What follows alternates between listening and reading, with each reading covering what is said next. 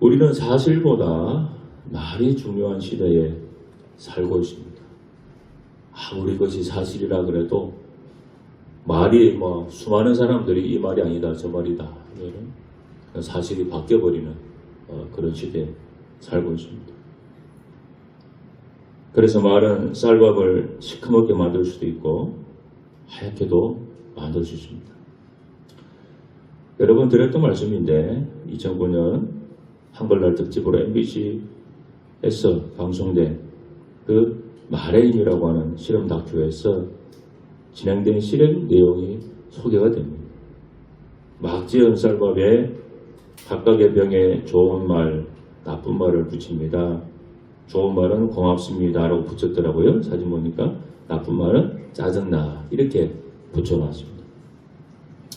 그리고 이제 병에 담아놓고 그 MBC 방송국 사무실과 또 일반 사무실 각각 5곳에 전달해 주었습니다. 그리고 4주 동안 각각의 병에 좋은 말과 나쁜 말을 들려주었을 때 어떤 변화가 나타나는지를 보았습니다. 사람들이 사무실에 있는 사람들이 지나가면서 병에 붙어있는 그 말을 한 번씩 그냥 던지고 지나가는 거죠. 4주간 좋은 말을 들려준 그 밥에서는 구수한 누룩 냄새가 났고 나쁜 말을 들려준 밥에서는 곰팡이까지 피면서 썩은 냄새가 났습니다. 그 방송국에 캡처된 그 사진을 보니까 이 나쁜 말을 적힌 그 병에 있는 밥은 색깔이 새카매요, 시커매요, 썩은 것처럼 확실히 다르게 표가 났습니다. 그러니까 말 한마디의 차이가 이렇게 바뀜을 보여줍니다. 자, 그런데 여러분 가정입니다. 만약 그 밥풀이 아니라 가족이나 혹은 친구나 직장 동료였다면 어떻게 됐겠습니까? 4주 동안 사람을 상대로 그런 실험을 했다고 한다면 어떻게 됐겠습니까? 말 한마디로 천양빚을 갚을 수도 있지만 또 한 사람의 인생을 밥으로 만들 수 있습니다. 긍정적인 씨앗을 심으면 긍정적인 열매를 수확할 수 있음을 다양한 경험을 통해 알게 되었고 이를 바탕으로 말의 씨가 된다는 속담이 만들어졌습니다. 실화를 바탕으로 쓴 소설이 있습니다. 바보 빅터라고 하는 소설이 있습니다. 이 주인공 빅터는 어릴 때부터 말이 어눌했고 다소 좀 엉뚱한 생각을 해 따돌림을 받아왔습니다. 중학교 2학년 때 IQ 검사를 했는데 173이 나왔습니다. 천재죠. 근데 담당 교사는 그 학생 기록부에 73이라고 적었습니다. 그 평소에 바보 이 빅터의 그 행실이나 모습 말 자체가 천재 같지 않았기 때문에 선생님은 임의로 그냥 73으로 적어 놓은 겁니다. 담당 교사는 IQ 173의 천재를 IQ 73의 바보로 만든 것이었습니다. 근데 담당 교사의 실수로 발설된 IQ 73은 순식간에 소문이 나서 빅터는 돌고래라는 별명과 함께 조롱을 당하고 따돌림 당했습니다. 어디 네이버를 찾아보니까 돌고래 IQ가 80이라고 하는 글이 있더라고요. 맞는지 잘 모르겠습니다만 아마 그래서 이 돌고래라고 하는 별명이 붙은 것 같아요. 그리고 결국 견디지 못하고 자퇴합니다. 이 빅터는 취업을 하게 됐지만 돌고래다, 바보다 그런 소문이 퍼지는 것에 대한 두려움 때문에 또 금방 퇴직을 하게 됩니다. 취업과 퇴직의 삶이 계속 반복되면서 빅터의 이 자존감은 완전히 바닥으로 떨어졌습니다.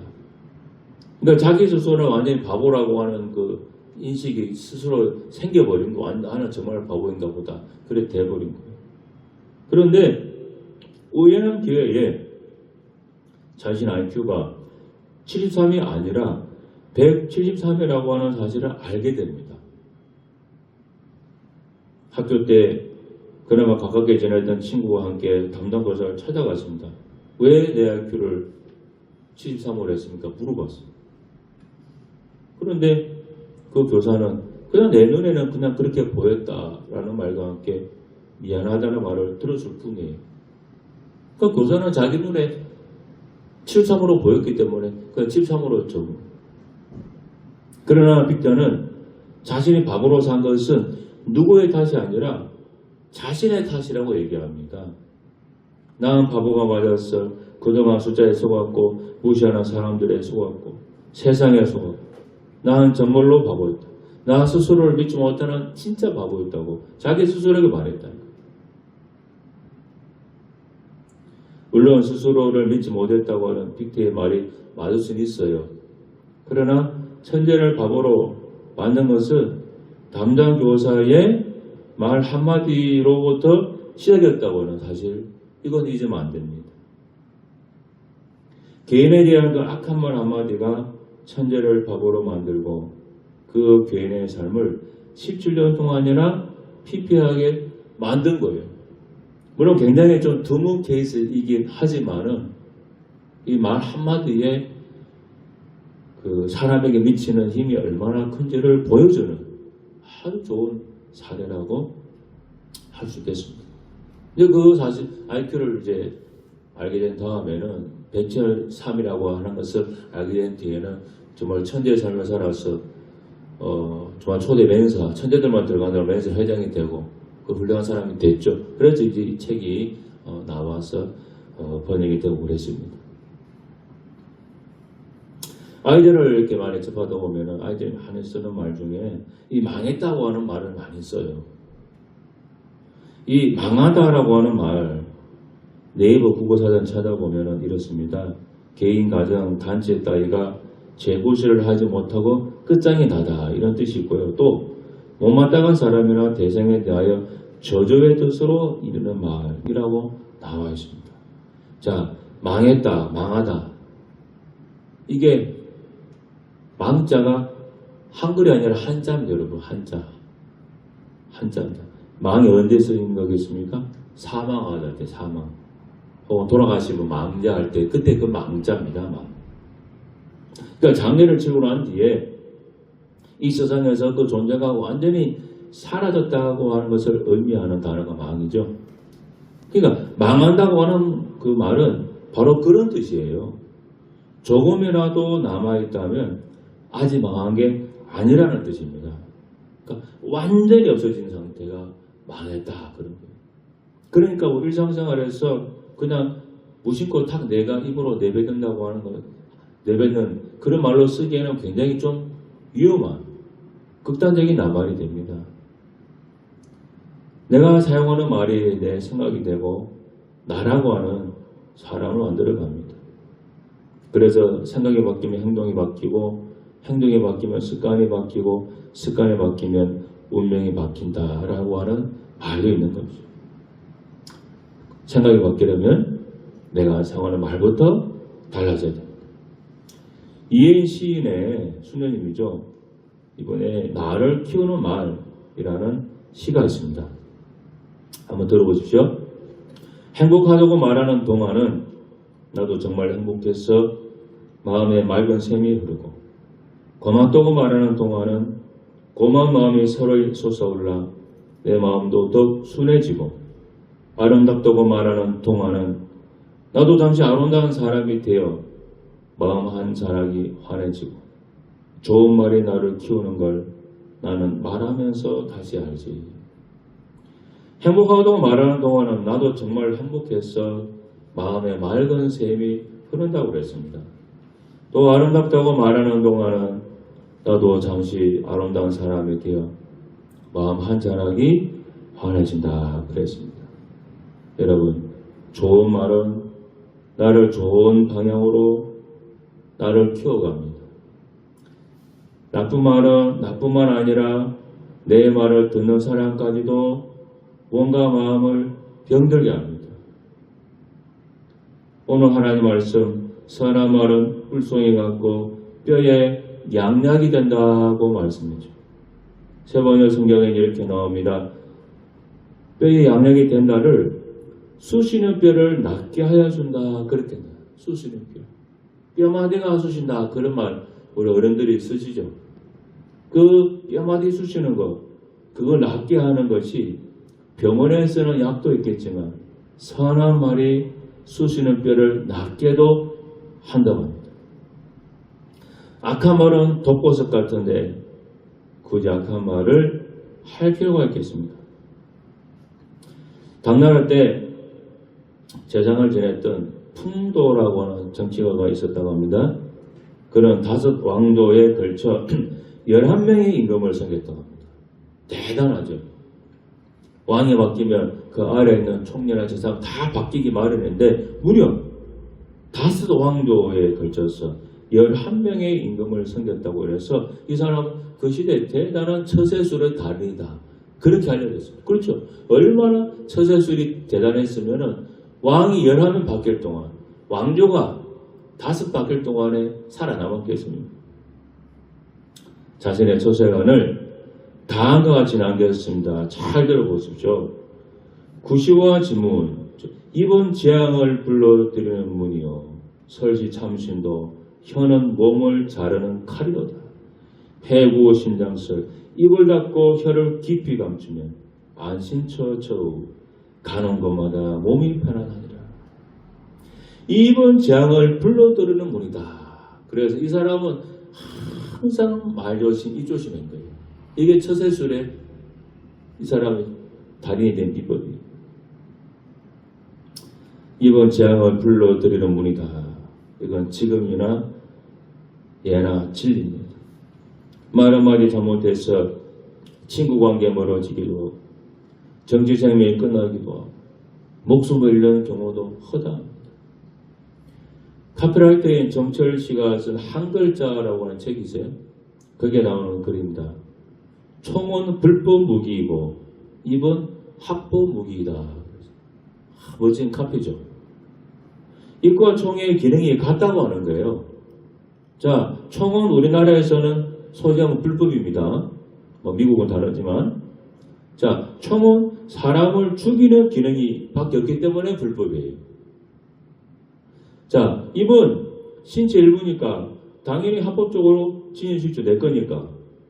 근데 입의 기능과 총의 기능이 같다고 하는 것이 이 정철 카피라이터의 생각입니다. 총이 몸을 죽이는 기능을 가지고 있다 한다면 입은 마음을 죽이는 기능을 가지고 있어요. 그래서 우리는 늘 행복하다고 말해야 되고 고맙다고 말해야 되고 아름답다고 말할 필요가 있는 거예요. 좋은 말이 무의식 속에서 우리의 생각을 좋게 하고 좋은 생각은 무의식 속에서 좋은 행동을 하게 합니다. 좋은 행동들이 모여서 우리를 좋은 사람으로 키워나가는 거예요. 잊으시면 안 됩니다. 총은 불법 무기이고 입은 합법 무기라고 합니다. 이기주 작가가 쓴 말의 품격이라는 책에서 이렇게 말합니다. 나는 인간의 말이 나름의 기소 본능을 갖고 있다고 믿는다. 언어는 강물을 거슬러 오르는 연어처럼 태어난 것으로 되돌아가려는 무의식적인 본능을 지니고 있다. 사람의 입에서 태어난 말은 입 밖으로 나오는 순간 그냥 흩어지지 않는다. 돌고 돌아 어느새 말을 내뱉은 사람의 기와 몸으로 다시 스며든다. 여러분 꼭 되짚어볼 만한 말입니다. 3인성호라고 하는 고사성어가 있습니다. 3사람이 말하면 없는 호랑이도 맞는다는 뜻이에요. 사실이 아니더라도 여러 사람이 말하면 진실인 것처럼 들린다는 거예요. 선함하는 꿀송이 같아서 마음에 달고 뼈에 양념이 된다고 말씀합니다. 여러분, 입에서 나온 말은 남에게 들려질 뿐만 아니라 자신에게도 들립니다. 이 자문의 말씀이 진리라고 믿는다면 자신에게 선한 말을 많이 하세요. 자신에게 축복을 불러오는 말을 많이 하세요. 자신에게 힘과 용기를 주는 말을 많이 하십시오. 말을 하면 남이 듣기도 하지만은 1차적으로 내가 먼저 듣는다는 사실을 항상 잊으면 안 됩니다. 미국의 앤 구르데일이라고 하는 사람이 있습니다. 어린 시절 이 구순 9개월 장애로 인해서 학교 친구들과 거의 대화를 하지 않는 소녀였습니다. 어쩌다 친구들이 그녀의 입술에 관해 물으면 그냥 사고로 생긴 상처라고 거짓말했습니다. 비뚤어진 입입니다. 구순 9개월이 비뚤어진 입이니까 또 발음이 계속 부정확합니다. 어느 학교에서 학생들을 상대로 속삭임 검사라고 하는 것을 시행했다고 합니다. 이게 뭐냐면은 칸막이를 치거나 학생이 한쪽 귀를 막은 채로 선생님이 작게 말하는 소리를 따라하게 하는 그런 거라고 그래요. 그래서 이것은 학생들의 그 집중력을 살피는 검사라고 합니다. 그러니까 선생님이 예를 들어 하늘이 파랗다, 뭐 바람이 시원하다 그렇게 간단한 문장을 말하면은 학생들이 따라하는 거죠. 그러니까 대부분 학생들은 잘 따라합니다. 자, 이제 N의 차례가 왔는데 N은 이 간단한 검사지만은 걱정이 되죠. 왜? 장애가 있으니까 발음이 듣긴 듣지만 발음이 정확하게 안 나가는 거예요. 그래서 누구보다도 집중해서 자신의 그 어눌한 발음 때문에 선생님이 너 뭐라고 했냐 이렇게 다시 되묻는 거지 않게 하려고 굉장히 집중하고 한편 또 걱정했습니다. 자, N의 차례가 되었는데 선생님이 조용한 속삭임으로 N에게 말을 하는데 뜻밖의 말을 해준다. 내가 내 귀여운 딸이라면 얼마나 좋을까. 이렇게 말을 한 거예요. 선생님의 짧은 말 한마디가 이 N 구르델의 인생을 완전히 바꿔놓은 계기가 됐던 거예요. N은 자기의 장애로 마음의 상처를 받지 않으려고 열심히 노력했고 나중에는 미국의 저명한 심리학자가 되어서 사람의 마음을 살피는 그런 사람이 되었다고 그래요.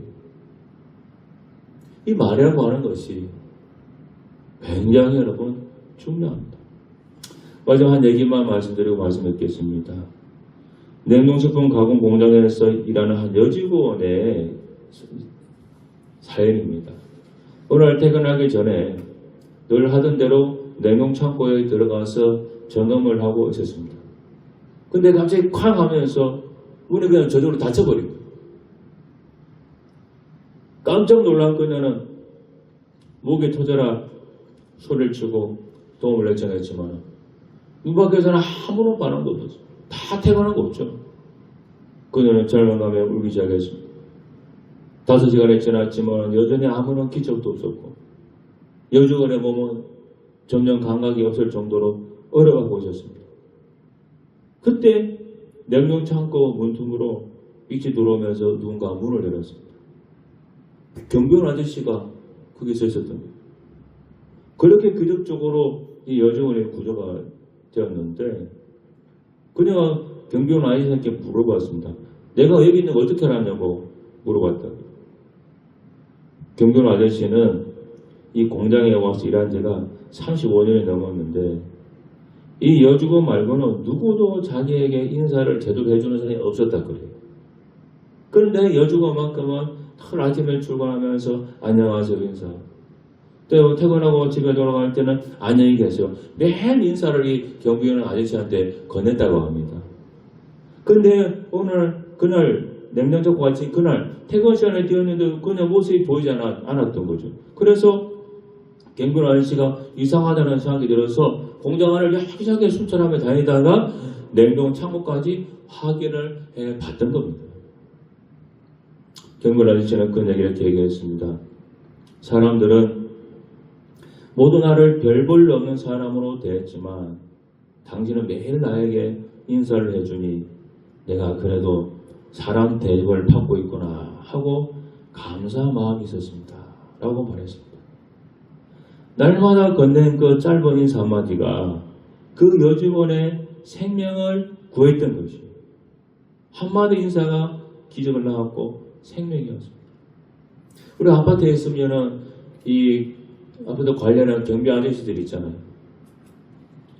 저는 늘 쭉쭉 지나다니면서 경비 아저씨 연세드신 분들 매일 여러 번 만납니다.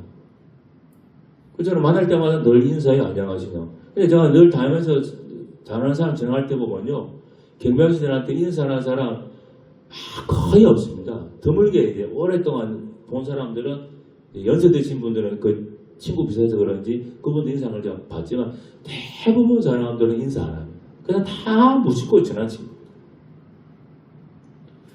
여러분, 이 말 한마디 한마디가 얼마나 중요한지. 오늘 자문의 말씀처럼 정말로 쑤시는 뼈, 그거를 낫게 할 수 있는 힘이 우리 말에 있어요. 그러니까 내 귀에 어떤 말이 들리게 할 거냐, 그러니까 상대방에게 무슨 말 할 거냐, 그게 중요한 게 아니에요. 내 귀에 무슨 말이 들리게 할 거냐. 여러분 항상 그것을 염두에 두셔야 돼요. 좋은 말 하기 싫으면 그냥 꼭 닫고 그냥 살아가는 게 100번 낫습니다. 그래서 내 스스로에게 어떤 말 내가 다 들려주고 살아갈 거냐, 그걸 여러분 명심하시고, 그리고 우리 예배당 주일날 와서 하나님 말씀 듣는 게 그래서 중요한 겁니다. 와서 하나님 말씀 하나라도 더 들어야 내 마음에 말씀이라고 하는 게 자꾸 좋은 게 들어오고, 그래야 우리가 진정한 믿음의 신자가 되고 하나님 복받는 사람이 될 수가 있는 거예요. 아무쪼록 이 말이라고 하는 거 너무나 중요합니다. 우리가 밖에 현실 세계에서는 뭐 남들과 비교해서 뭐 별볼일 없는 사람일지 모르지만은, 그러나 내 마음에서 내 생각에서는 우리가 얼마든지 위대한 사람이 될 수 있고 대단한 사람이 될 수 있고 높은 사람이 될 수 있는 거예요. 그렇잖아요. 내 생각 속에서는 내가 왕이 될 수도 있고 뭐 재벌이 될 수 있는 거예요. 마음에서라도 여러분이 성공하는, 승리하는 그런 사람 될 수 있도록 한마디 한마디 말 잘 신경 써서 할 수 있기를 부탁드립니다. 기도하겠습니다. 하나님 아버지, 우리의 말 한마디 한마디가 때로는 살리는 말이 될 수 있고 때로는 죽이는 말이 될 수도 있습니다.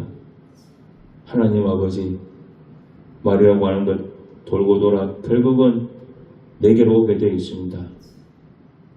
꼭 잊지 말고 하나님 말씀에 근거해서 정말 복된 말, 축복을 불러오는 말, 행복을 불러오는 말, 성공을 불러오는 말, 믿음의 말 할 수 있도록 도와주옵소서. 예수님 이름으로 기도드리옵나이다. 아멘.